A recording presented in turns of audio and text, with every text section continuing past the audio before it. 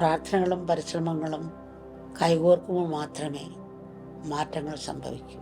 നമ്മളൊക്കെ പ്രാർത്ഥിക്കുന്നു, തത്വം മനസ്സിലാക്കിയുള്ള പരിശ്രമമില്ല. പ്രാർത്ഥനകളുണ്ട് നമുക്കുണ്ട്, പക്ഷെ തെറ്റുകൾ തിരുത്താൻ നമ്മൾ ശ്രമിക്കുകയും ചെയ്യുന്നില്ല. അതേസമയം നമ്മുടെ എല്ലാ പ്രാർത്ഥനകളും ഈശ്വരൻ കേൾക്കണമെന്ന് നമ്മൾ ആഗ്രഹിക്കുകയും ചെയ്യുന്നു. അതുകൊണ്ട് എന്താ പ്രാർത്ഥനയാകുന്നില്ല. നമുക്കിപ്പോൾ നമ്മുടെ കർമ്മത്തിൽ ശ്രദ്ധയില്ലാതെ എല്ലാം ഈശ്വരനേക്ക് പറയുന്നൊരു സ്വഭാവമാണുള്ളത്. ഒരാളൊരു വാച്ച് മേടിക്കാനായിട്ട് സൈക്കിൾ വെച്ചിട്ട് ഒരു വാച്ച് മേടിക്കാൻ കഴിയും. വാച്ച് മേടിച്ചപ്പോൾ അവിടെ ഒരു സുഹൃത്തിനെ കണ്ട് സൈക്കിൾ അവിടെ വെച്ചിട്ടാണ് വാച്ച് മേടിക്കാൻ പോയി. കൂട്ടുകാരനെ കണ്ട് സംസാരിച്ച് വന്നപ്പോൾ സൈക്കിൾ വെച്ച് നോക്കുമെന്ന് മറന്നു വാച്ച് മേടിച്ച് സംസാരിച്ചങ്ങ് വീട്ടിൽ പോയി. കഷ്ടമേ ഓടി അവിടെ ചെന്നപ്പോൾ സൈക്കിൾ അവിടെ ഇരിപ്പുണ്ട്. പുള്ളി സന്തോഷമായി. ഇങ്ങനെ നന്ദി പറയാൻ പറഞ്ഞ അടുത്തുള്ള ക്ഷേത്രത്തിലോട്ട് കയറി സൈക്കിൾ എടുത്ത് കൊണ്ടുവന്ന് വേറൊരു സ്ഥലത്ത് വെച്ചിട്ട് നന്ദി പറയാൻ പോയി. ചെന്ന് പ്രാർത്ഥിച്ചിട്ട് തിരിച്ചു വന്ന് നോക്കുമ്പോൾ സൈക്കിൾ കാണുന്നില്ല. എന്തൊരു ഈശ്വരനാ, ഞാൻ നന്ദി പറയാൻ അവിടെ വന്നതല്ലേ, എന്നിട്ട് പോയല്ലോ സൈക്കിള്. ഞാനിനി ഈ അമ്പലത്തിൽ തൊടാനൊന്നും പോകുന്നില്ല, സൈക്കിള് പോയല്ലോ. അപ്പം ഈ വേറൊരു കൂട്ടുകാരുണ്ടായിരുന്നു. എടാ നീ എവിടെ വെച്ചിട്ട് പോയടാ, പറയടാ, എങ്ങനെ വെച്ച്, നീ പൂട്ടിയോ? ഞാൻ പൂട്ടിയതൊന്നുമില്ല.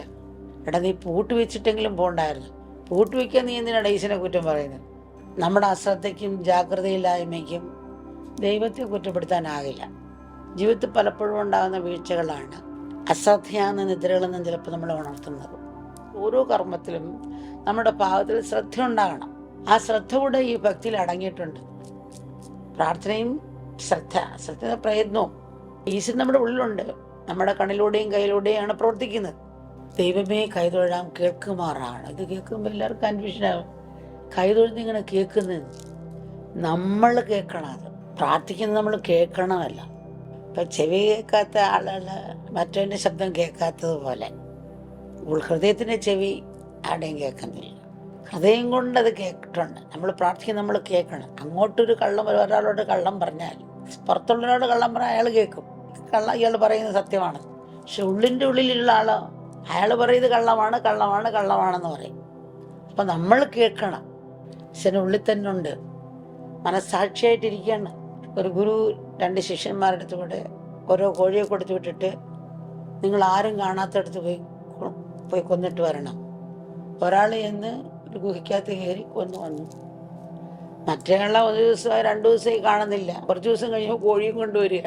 എന്താടാ അങ്ങ് പറഞ്ഞ് ആരും കാണാത്തടത്ത് പോയി കൊല്ലണമെന്ന്. ഞാൻ നോക്കിയിട്ട് ആരും കാണാത്ത സ്ഥലം കണ്ടില്ല. അപ്പം മറ്റേ പറഞ്ഞു ഞാൻ ഇവിടെ അടുത്തതിനൊരു ഗുഹയുണ്ട്, അവിടെ ചെന്നാണ് ഞാൻ കോഴിയെ കൊന്നത്. നിനക്ക് അവിടെ ചെന്ന് കൊള്ളാമല്ലോ. ഞാൻ അവിടെ ചെന്ന് കൊല്ലാൻ ശ്രമിച്ചു, പക്ഷെ അപ്പം ഞാൻ കാണുന്നുണ്ടല്ലോ, അതുകൊണ്ട് എനിക്ക് കൊല്ലാൻ സാധിച്ചില്ല. അപ്പം അവനവൻ കാണാതെ കൊല്ലാൻ പറ്റുമോ? അതാണ് ഈശ്വരൻ എന്ന് പറയാം. ശരിക്കുള്ള പ്രാർത്ഥന എന്ന് പറയാൻ പ്രവൃത്തിയിലെ വൃത്തിയാണ്. അല്ലെങ്കിൽ ഈശ്വരൻ്റെ ചിന്ത കൊണ്ടും നോട്ടം കൊണ്ടും സ്പർശം കൊണ്ടും ആർക്കും ഉപദ്രവമില്ലാത്ത മനസ്സിനെ തരണമെന്ന്. ഈ മനസ്സ് കിട്ടി കഴിഞ്ഞാൽ അവനൊരു നദി പോലെ ഒഴുകുന്നു. അവൻ്റെ പ്രവൃത്തിയെല്ലാം ലോകോപകാരാർത്ഥമായി തീരും. അത് ജീവിതത്തിൽ കൊണ്ടുവന്ന അതിനുവേണ്ടിയാണ് ഈ ശാസ്ത്രങ്ങളെല്ലാം പഠിക്കുന്നത്. പ്രവൃത്തിയിൽ വൃത്തി തന്നെ വേണം, അല്ലാത്ത പ്രാർത്ഥനയല്ല. ഇപ്പോൾ നമുക്ക് മാനസിക അസുഖമുണ്ട്, ഡോക്ടറോട് സംസാരിച്ചപ്പോൾ ചിലപ്പോൾ അതിൽ നിന്ന് പറയുന്ന കേൾക്കുമ്പോൾ ഒരു ശാന്തി കിട്ടും. പക്ഷെ ആ ഡോക്ടർ പറയുന്ന മരുന്നും കഴിക്കണം ഡിപ്രഷൻ ഉണ്ടായി. നമുക്കിപ്പോൾ ഒരു കൂട്ടുകാരനോട് ദുഃഖം പറയുമ്പോൾ കുറച്ചൊരു ശാന്തി കിട്ടും, അതിന് കൊള്ളാം. ഒരു സൈക്കാട്രിസ്റ്റിനെ പോയി സംസാരിക്കുമ്പോൾ നമ്മുടെ മനസ്സിൻ്റെ ഭാരം കുറയും, അത് കൊള്ളാം. ഇപ്പം ഇതുപോലെ നമ്മൾ അമ്പലത്തിൽ പോയി പറഞ്ഞ ഒരു ശാന്തി കിട്ടി. പക്ഷെ അതിന് ഫലം കിട്ടണമെങ്കിൽ ആ മരുന്നെന്ന് പറയുന്ന ഈ പ്രവൃത്തിയാണ്. ഡോക്ടറുടെ വിശ്വാസം കൊണ്ടുപോകാൻ മാറത്തില്ല, മരുന്ന് കുടിച്ചാലും മാറത്തില്ല, പദ്യം കൂടി വേണമെന്ന് പറയും.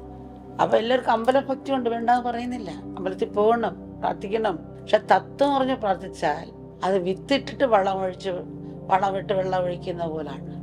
തത്വം അറിയാതെ പ്രാർത്ഥിച്ചാൽ വിത്തില്ല. ഓരോ നിമിഷവും അമൂല്യമാണ്. അതിൻ്റെ വില അറിയാവുന്നവർ ശ്രദ്ധാപൂർവം കർമ്മത്തിൽ മുഴുകും. നിമിഷങ്ങൾ കഴിയും തോറും നമ്മൾ മരണത്തിനോടടുക്കുകയാണ്. അവസാന നാളുകൾ എത്തുന്നതിന് മുൻപേ നന്മയും കാരുണ്യമുള്ള ഒരാൾ ഇവിടെ ജീവിച്ചിരുന്നു എന്നതിൻ്റെ ഒരു ചെറിയ ഓർമ്മയെങ്കിലും ഈ ഭൂമിയിൽ അവശേഷിപ്പിക്കാൻ കഴിഞ്ഞാൽ അതിലും മഹത്തരമായ മറ്റൊന്നില്ല. മനസ്സുകൊണ്ടും ബുദ്ധി കൊണ്ടും മാത്രമല്ല കാര്യങ്ങളെ വിലയിരുത്തേണ്ടത്, അതിനോടൊപ്പം വിവേകവും അല്ലെങ്കിൽ വിശേഷ ബുദ്ധിയും പ്രവർത്തിക്കണം. അതാണ് ബുദ്ധിയും ഹൃദയവും ഒന്നിച്ച് കൈകോർത്ത് പോകണം എന്ന് പറയുന്നത്. ബുദ്ധി പുറം കാണുമ്പോൾ ഹൃദയം അകം കാണും. ശരിയായ ശ്രദ്ധ അകവും പുറവും കാണും.